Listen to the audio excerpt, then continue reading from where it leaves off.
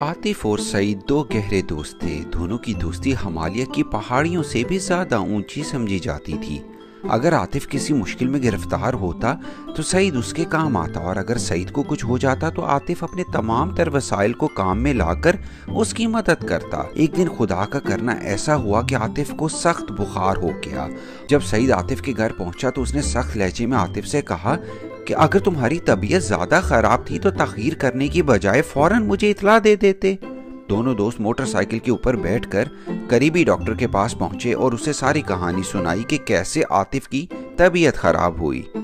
Doctor ने आतिफ का तफसीली मुआयना किया और इसे हिदायत दी कि तुम्हारा दोस्त सईद 24 घंटे तक तुम्हारे पास रहेगा और पाबंदी से तुम्हें दवाई देगा।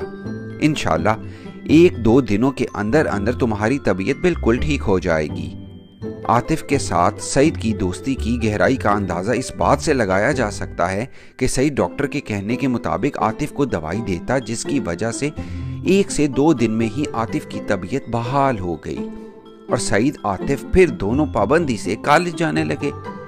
आतिफ ने सईद का ख़ास तौर पर शुक्रिया अदा किया कि जिसने मुश्किल हालात में उसका इतना ज़्यादा ख्याल रखा और इसकी तीमारदारी की।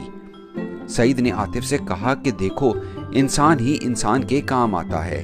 जिस तरह तुम कभी मुश्किल हालात में मेरे काम आते रहे हो, इसी तरह अगर मैंने तुम्हें कुछ हिफाजती टिप्स दे दिए और तुम्हारी खिदमत कर दी तो इसमें शुक्रिया की भला क्या बात है।